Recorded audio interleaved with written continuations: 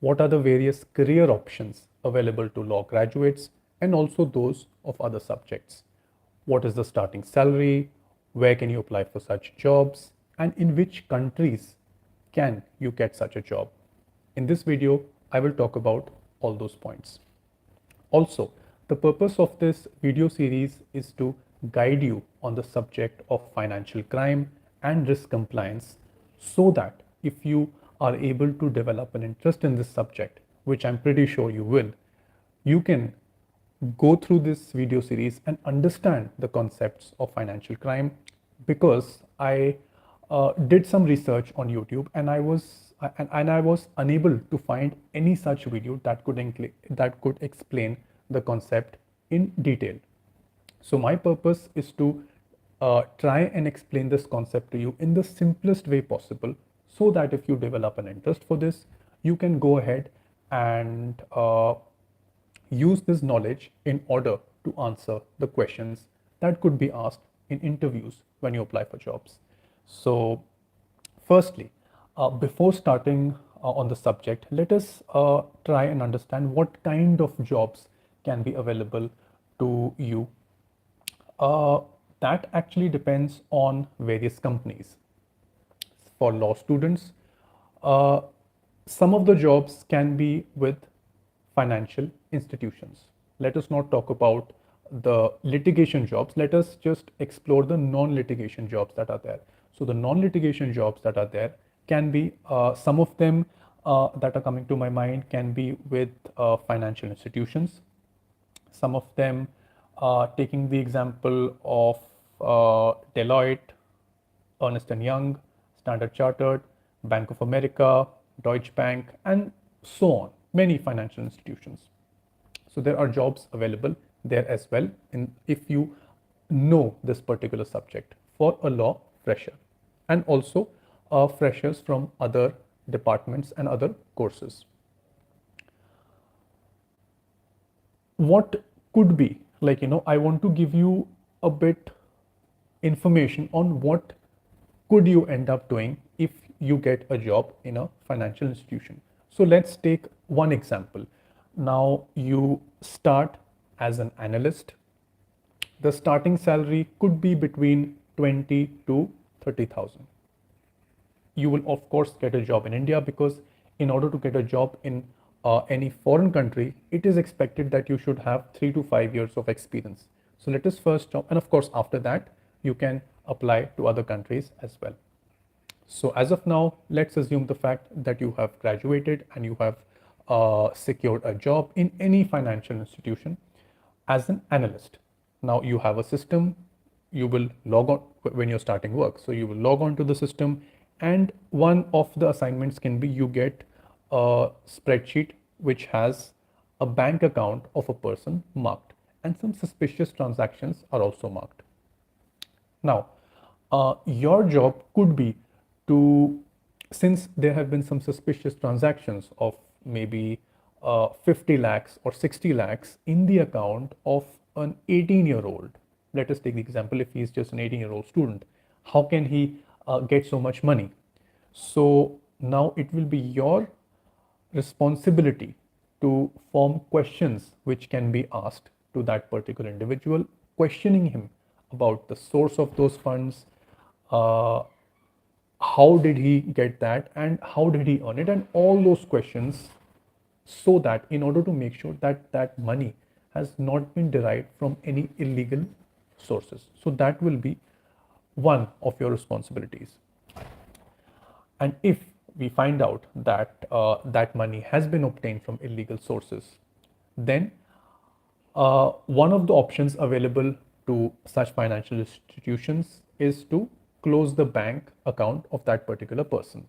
Now, if, let us take the example, if you are preparing such certain questions like how and from where did you get that money, and then the answer that that customer gives is, it is from my uncle and he's paying me for my education in France. Seems like a valid answer, seems like a convincible answer, but then more in-depth research would have to be done, because if he's got money from suddenly from 50 lakhs, then what if that money, instead of going to the university, the ideally that money should go to the university, what if that money is transferred to some other person, some other third account? That raises suspicion. And if that raises suspicion, it is the duty of such financial institutions to block that person's account and report that account to the regulating authority of the concerned jurisdictions and other jurisdictions as well, other countries as well, which can be involved. Now, you might think that why are banks, why are such financial institutions taking up the responsibility of police? Because technically, this should be the job of some enforcement director or other various departments, enforcing law enforcing agencies. So why are such banks, such institutions going into so much effort and pain? And also, they are technically losing business. So are they okay with losing business and shutting off the accounts of such people? Isn't it a loss to the banks? That question also might come to your mind. But before answering that question, let me again come back to the example. Now, that boy got 50 lakhs from some unknown source. He transferred that money. Instead of his university, he transferred that money to someone else. Now that someone else can, what if the same person funds a terrorist activity in France? What if that happens? So in that situation, once due diligence has been done and once that comes in light, then it is very obvious for that particular bank to be fined. So France can actually fine that particular bank, and that fine can be in 100, 200, or 300 crores as compensation because they did not take relevant steps to stop that transaction. So it is better to close account of such persons doing such illegal activities rather than to get into these problems. And of course, there are other problems that could come up, is because one of them could be fines, high fines. Second could be, of course, no one would want to know, because many banks have a lot of the banks that deal in this subject mainly, they also have a lot of clients who may not want to be associated with such banks, because once it gets a bad name, then a lot of people would want to keep distance from such banks. So that can be another reason, and many more reasons are there. So therefore, such compliance departments are there in almost all the financial institutions today, and there are which directly work with the regulating authority of many countries wherever the bank is situated in. Simple. So that is one of the options that is there in front of you. Now, after going through this particular example, let us finally now start with this subject of financial crime and risk compliance. And before starting that, let us first try to understand the definition. What is the definition of financial crime? Financial crime is crime against property involving unlawful conversion of ownership of property to one's own personal use and benefit. That can be said as the definition of financial crime. What are the different types of financial crime? What are the two different types of financial crime? One of them is money laundering. So let us talk about what is money laundering and what are the stages that are involved in money laundering. Income earned by organized crime which someone wants to inject into the financial institution.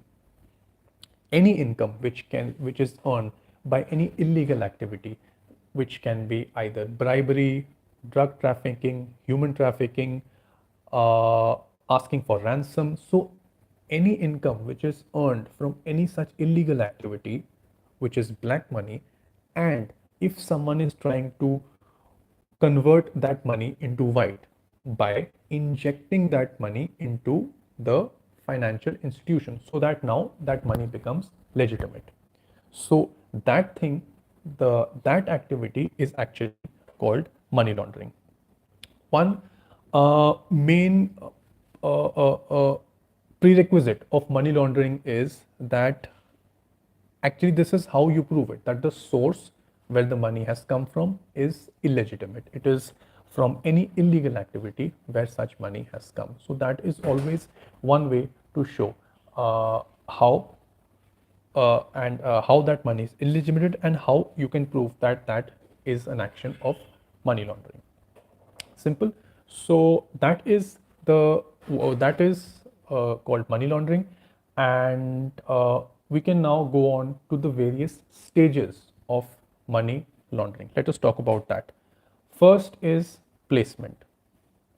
uh, Smurfing multiple accounts and depositing small money, collecting that money into accounts, and then using that money for any other purpose. So the first way is called smurfing. In this, any one person can actually operate or open multiple accounts, 17, 18, or 20 multiple accounts, and start depositing money in small numbers like 2000, 3000, 49,000, because we all know that if you have to deposit more than 50,000, then you have to give PAN card as well. So then any person who's operating such accounts will try and start the process of collection of money in small accounts in small numbers. When the amount gets big, then it is transferred to offshore accounts for any illegal purpose. That can also be done. So this is the first stage where a person starts, uh, he opens various accounts and starts getting making sure that money starts collecting in those accounts. Second step of money laundering is called layering. Now, once the money is there in these small accounts, then you have to form a chain of transactions which are difficult to trace. आपने from basically from one account you send it to the fourth account, from the fourth account you send it to some 10th account. So like this, the transactions are done in such a way that the trail, it becomes very difficult to locate where the main trail has started from. So then this process is called layering, and the purpose of this process is only to just form such a trail in which you can just start circulating money, and so that it is difficult to locate from where it started, from where it originated.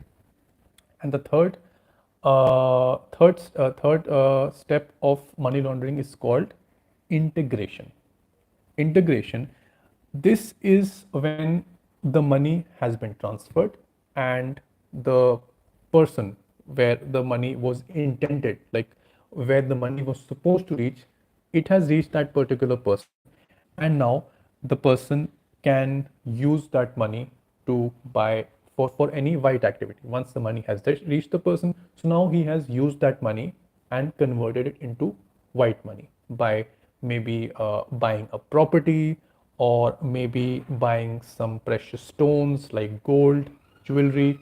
Because I'm giving these examples because these are the most simplest things. Because once you receive money, for example, if a X person receives a huge chunk of money, the simplest way for him is to buy a property, or maybe to buy some precious stones, because it is possible that by doing such things, firstly, these things cost a lot, they have a good value, they can be good assets, and that is why these things are very simple to do. So a person can do that, and once he's done that, then we can say that now the integration process has been done, when he has already used that money for uh, buying, for like he's converted that black money into white. So with this we mean integration. uh, One example I would like to also give you is that what often criminals use. Uh, they take a financial loan. They take a loan from a bank against anything. It can be against property, for buying a car or anything. Then once you buy a loan, you have small installments that you're supposed to pay to a bank. And we all know, if you have seen a previous video that I've made on credit cards, in which I've talked about how a person who is, it's how for some people it's difficult to get a credit card, and how you can use that certain steps to get a credit card. And in that I've also mentioned that how to avoid, like, paying the, how important is to pay back your bills. So if you haven't have seen that video, I will put that video in the description to have a look at it if getting a credit card is causing any kind of a problem to you. Coming back on the subject. So like in a credit card, you have to pay a bill. Whenever you take a loan, you have to give small installments. So now such a criminal will take a loan and he will default on the first installment, and then he will default on the second installment. And I had mentioned in that video, once you default your second installment, you start the bank now starts becoming desperate, because such a default on payment is a loss to the bank, which any bank would want to avoid. So then you purposely default on two payments, and then suddenly you are able to, after certain days, you are suddenly able to, okay, go to the bank and say, okay, here's your money. So you had that money, but you purposely defaulted on those payments in order to avoid any suspicion, because it can be possible. The reason why I'm saying this is because people have done it in the past. So, like, people do these things, that makes that is the reason why it makes banks more cautious, and they want to avoid certain activities which are not repeated again in future. So that can be an easy way of fooling a bank by just suddenly giving the money. So then it is possible that they may not uh, do due diligence, and then that criminal is able to launder that money. So that is also another way of how criminals try to launder money, by missing on the installments. And there have been certain banks in the past that have made such mistakes, and they have been heavily fined. As I had mentioned in the beginning, that every bank has a compliance department whose responsibility is to catch such fraudsters, catch such criminals. If there is any suspicious activity that they see, they should question that. And if there is any doubt, they are supposed to freeze the bank of that particular person and report that to the regulating authority. I will discuss what is regulating authority in the further part of the video. So I hope till now we are pretty much clear. I have very briefly summarized that if you end up getting a non-legal job, you can end up working for a financial institution in their legal or compliance department, whatever the name is. Now, if you start a job as an analyst, this could be one of the activities, is to catch such people who commit such illegal activities, to question such people, and if they are unable to answer your questions, that raises suspicion. And if there is a suspicion, you're supposed to freeze the account of such a person and report it to the regulating authority. Only after you have taken this action, it would secure your bank from the possibility of incurring a very high penalty, and it could also stop a very huge illegal activity, which also can be like an attack. So it can possibly prevent any unlawful activity if you are cautious with this particular way of working. So I've explained you that also.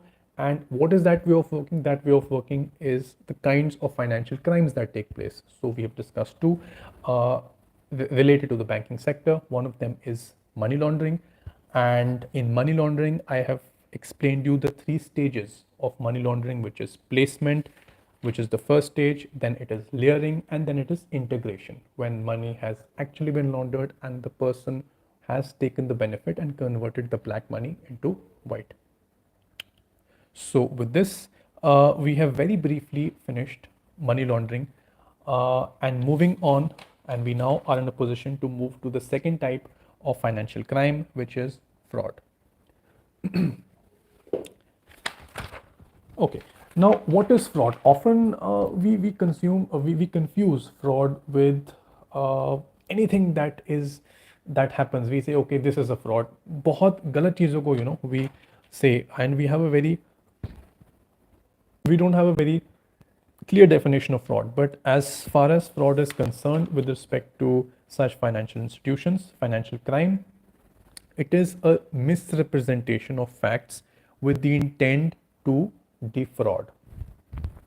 In the case of fraud, there has to be a victim who's defrauded. Fraudster must have, that's the first thing. Second thing is fraudster must have an intention to defraud that person.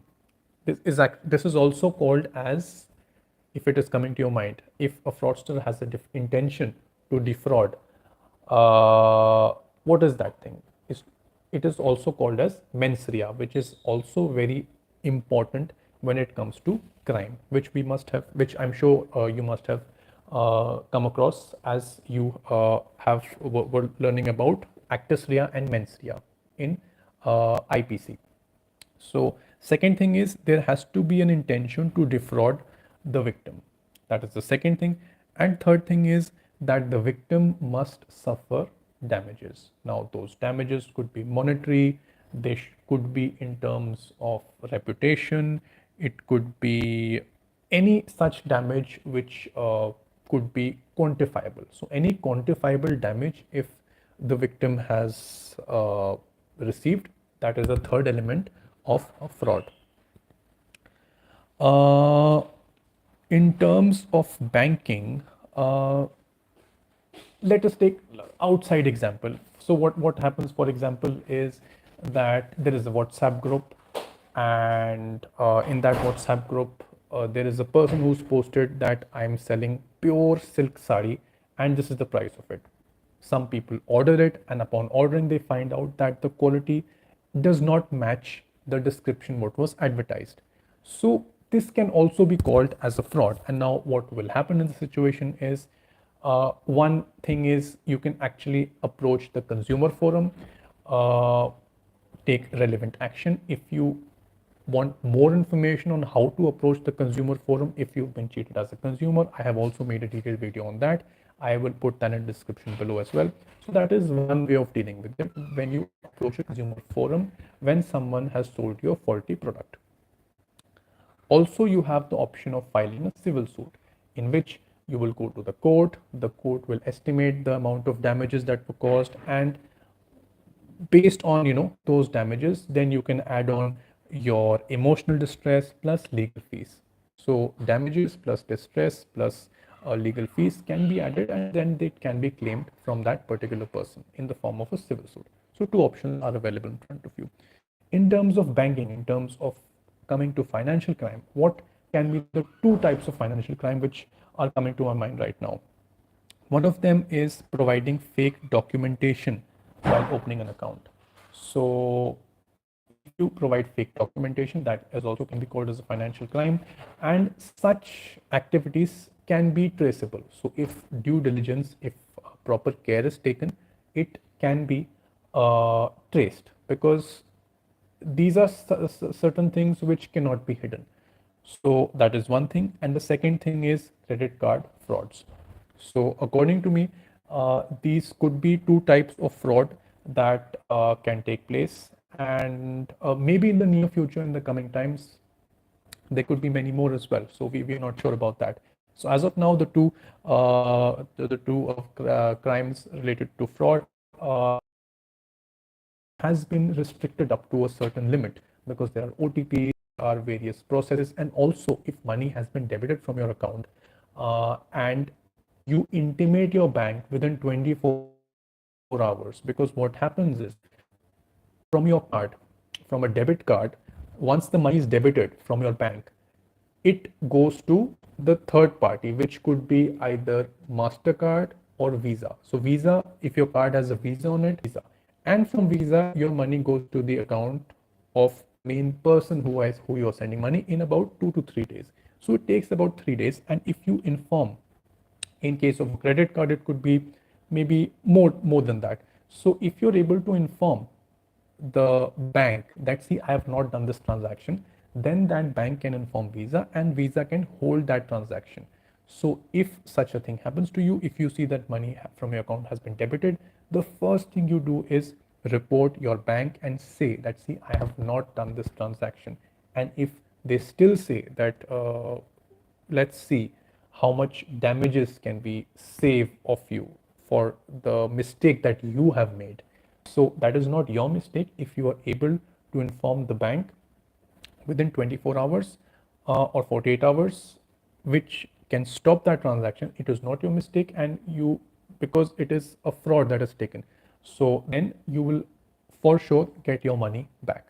The relevant laws related to the subject, I will try to put them down in the description, where exactly I have these things mentioned, so that in case if you come across certain situations, you can quote certain laws and save yourself from any possible monetary loss.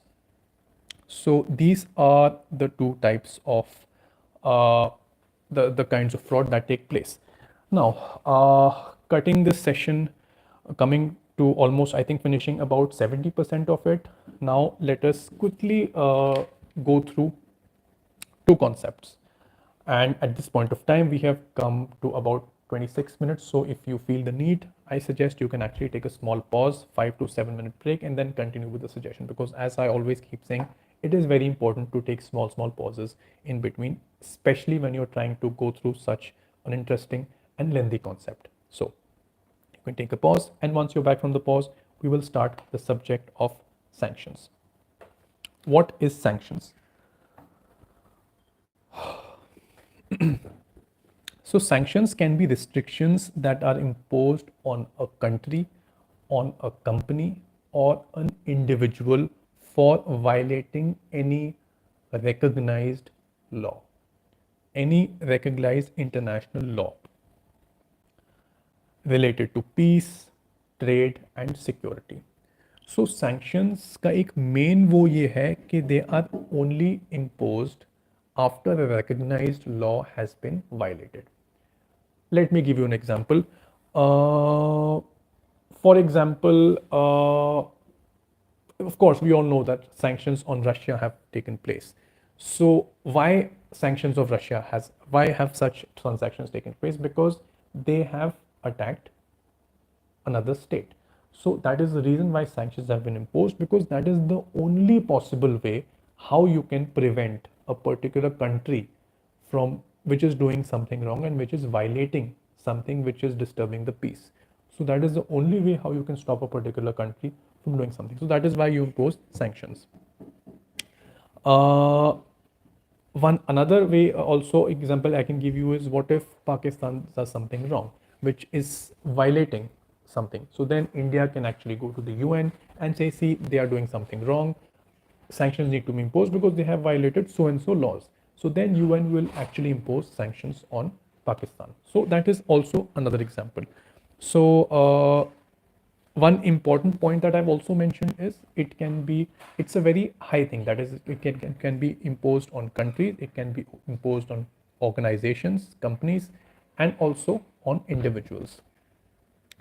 And these are only done because that individual or company is beyond the jurisdiction, and that is the only way to try and stop it. Now, can sanctions be actually effective? Many people question this, and this is actually a matter of big debate, which we will have to talk about in some other session. But as of now, I would suggest you to go through the sanctions.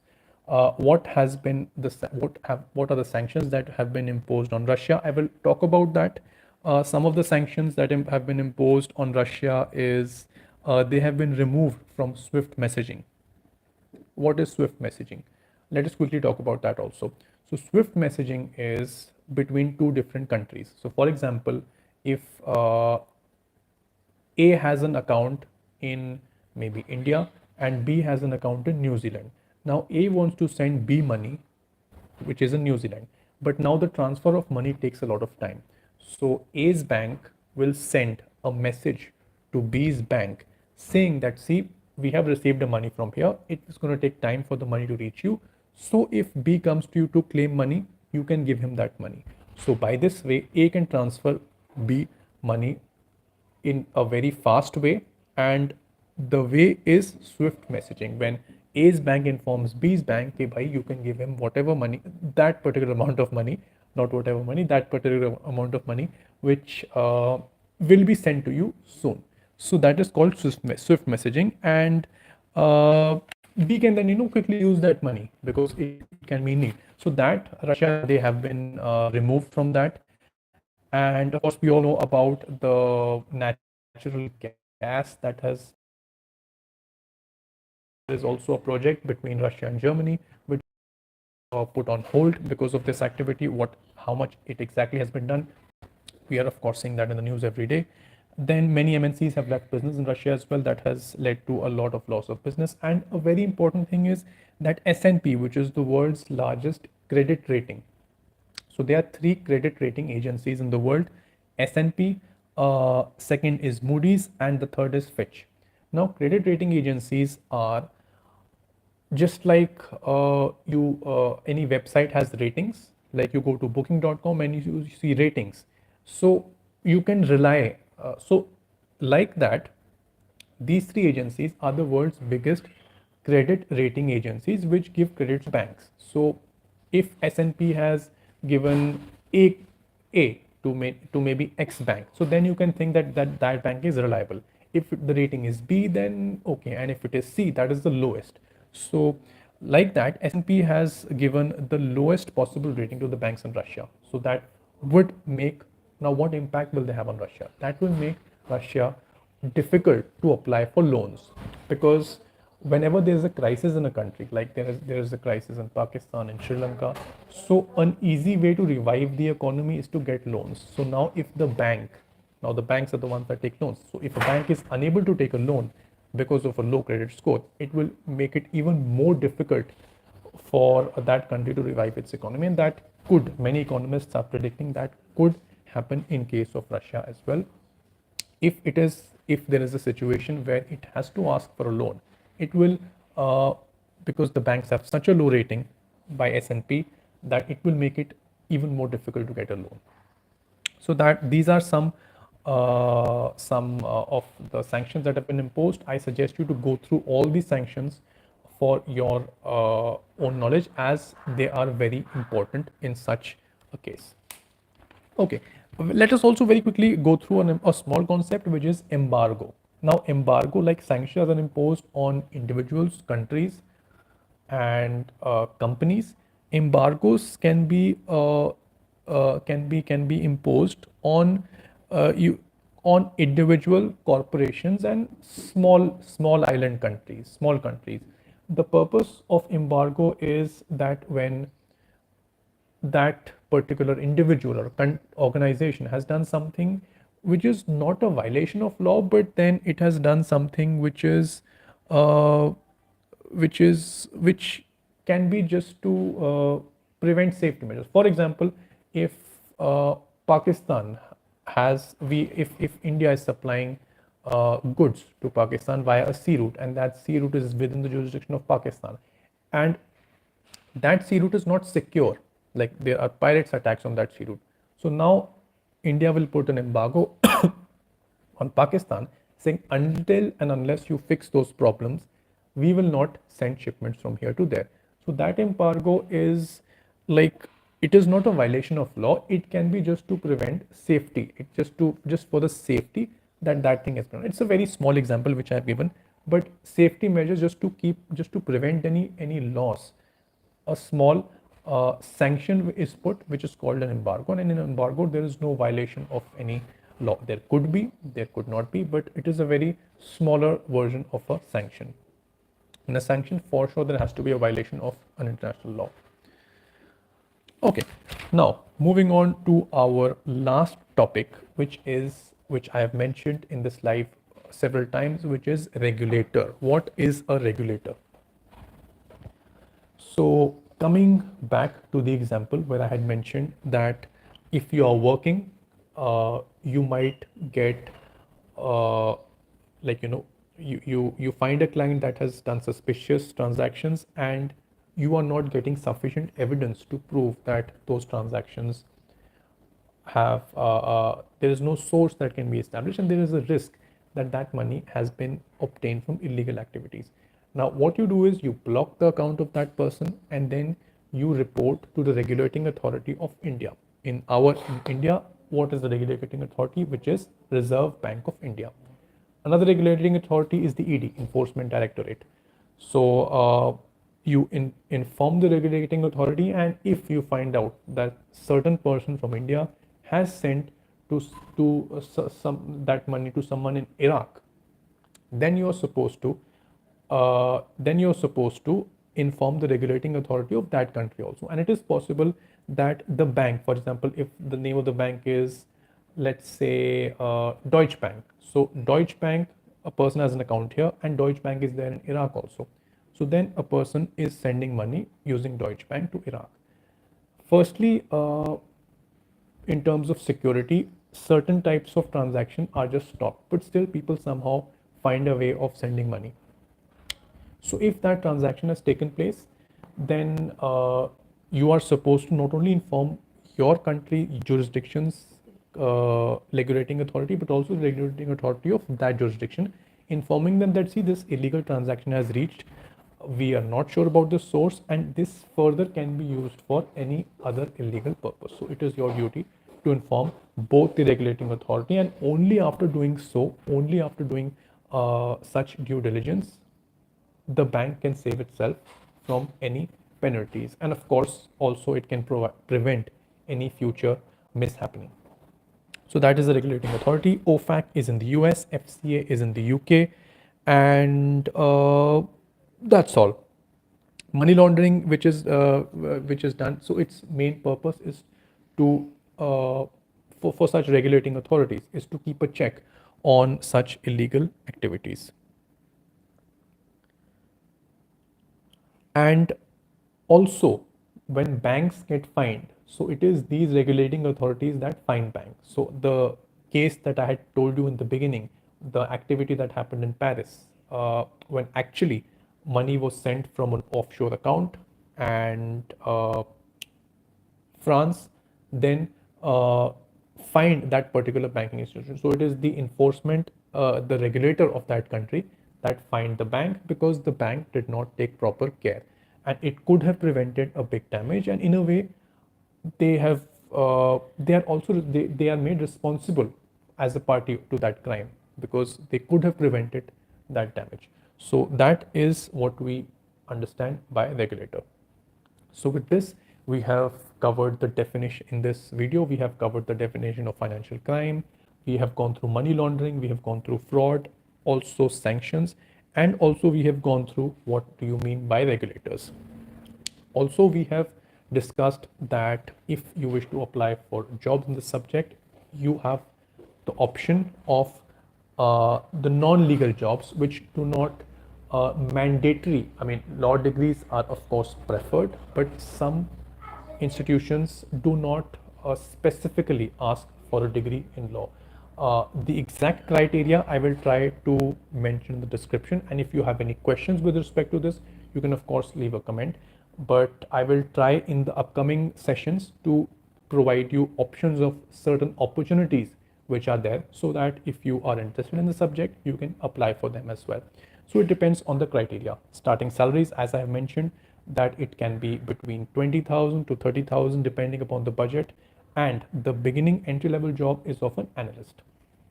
And as far as the jurisdictions are concerned, it is suggested that you will get a job in your own country, because getting in a foreign country is preferred only if you have experience. So I suppose with this we can end today's live, and in the next live we will be taking this subject further. So if you like this small live and this initiative of mine, don't forget to hit the like button. Any questions, don't hesitate to let me know down in the comments below. And if you have not subscribed to the channel, please make sure you subscribe to the channel in order to get timely updates. Till then, please take very good care of yourself, and thank you so much for watching.